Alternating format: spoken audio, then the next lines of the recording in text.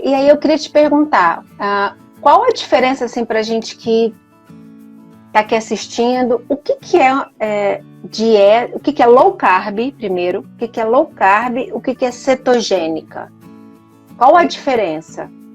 Então, a gente tem as diretrizes, né, preconizadas, não é nem só para diabetes, a gente segue a preconização de alimentação saudável para a população em geral, porque realmente nós não temos evidência científica que é necessário realmente a gente ter uma redução tão drástica de carboidrato. Então, primeiramente, o que é preconizado pela Sociedade Brasileira de Diabetes é em torno de 45% a 60% do valor energético total. Isso é para um ponto de partida, tá? Não que isso vai ser legal para todo mundo. A gente tenha pontos de partidas para os profissionais de saúde saberem o que é uma alimentação comum, saudável, que tem em longo prazo boas respostas, tanto em diminuição de doenças cardiovasculares, de controles de todos os parâmetros de saúde mesmo, tá?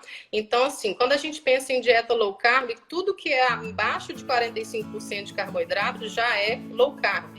Então, é de 26% a 45% de carboidrato é low carb. Aí a gente deixa eu só ver se eu entendi para o pessoal poder...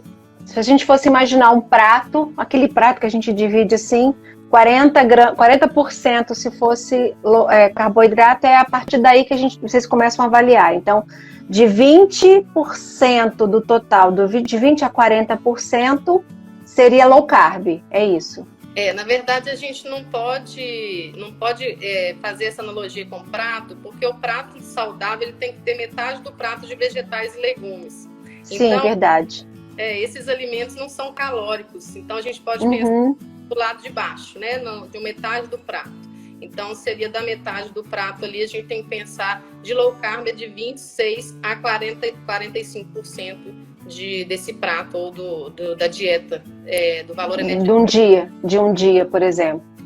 E aí, na verdade, tem algumas questões em gramas, né? Que isso a gente pode falar mais para adultos. É menor que 130 gramas por dia, porque a preconização é que a gente precisa de, no mínimo, 130 gramas de carboidrato para viver, né? Para manter um adulto. O metabolismo, né? Então, na verdade, a gente tem a dieta low carb, a dieta very low carb, que é muito baixa em carboidrato, e a cetogênica. Então, a gente tem vários níveis disso aí. Então, a low carb é de 26% a 45% do valor energético total. Abaixo de 26% é very low carb e abaixo de 10% que é a cetogênica, né? Então, essa cetogênica ela só cabe de 20 a 50 gramas de carboidrato por dia. E ao mesmo tempo... Ou seja, é uma fatia de pão, uma fatia de pão ou uma fruta, né? Só. No máximo 2 frutas, uma coisa assim, se a gente fosse chegar próximo de 50 gramas, né?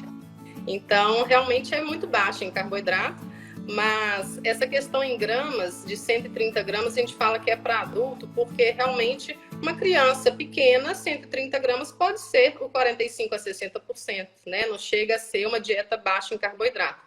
Então, a gente tem que pensar em percentual do valor energético total. Então, isso geralmente pode ser ajustado junto com um médico, nutricionista, que a pessoa estiver acompanhando. E aí, realmente, varia muito essa questão dos gramas, tá? Então, realmente, para um adolescente, uns 130 gramas pode ser low carb, abaixo de 45%. Porque o adolescente de 16 anos, ele gasta mais de 2.500 calorias, muitos deles.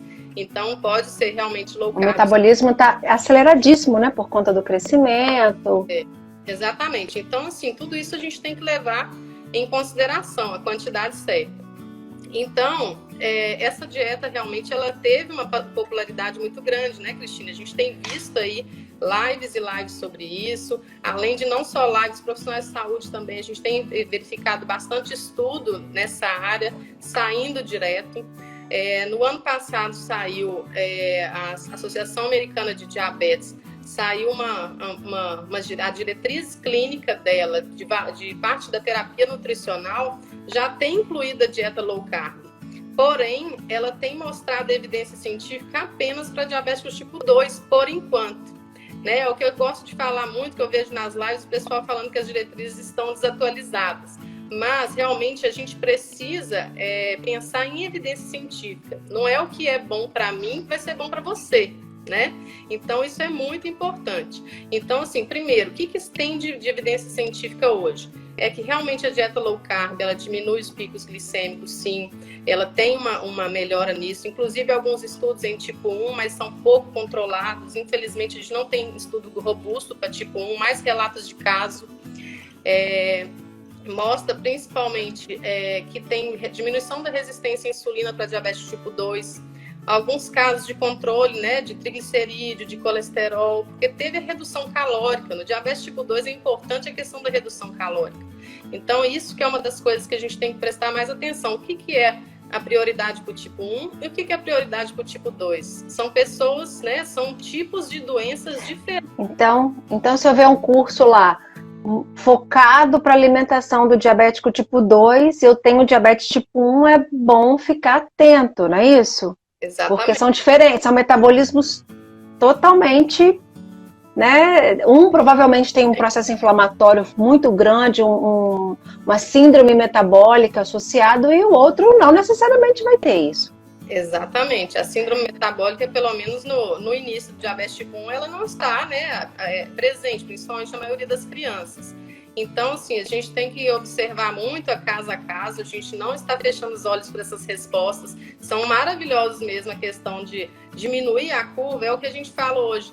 Como é bom a gente poder contar com essa também, mais essa estratégia nutricional, né? Porque hoje a gente pode, junto de uma alimentação adequada, utilizar para as nossas crianças algumas estratégias low carb. Então, assim, a gente vai chegar a falar dessas preocupações de por que a gente não pode usar, né? Na verdade, não é que não pode. Cada um pode usar o que achar melhor dentro da sua responsabilidade. Mas os profissionais de saúde realmente têm diretrizes que acompanham evidências científicas, né? E que hoje a própria SPAD, que é a Sociedade Internacional de Pediatria em Diabetes, ela preconiza de 45% a 50%. Por quê?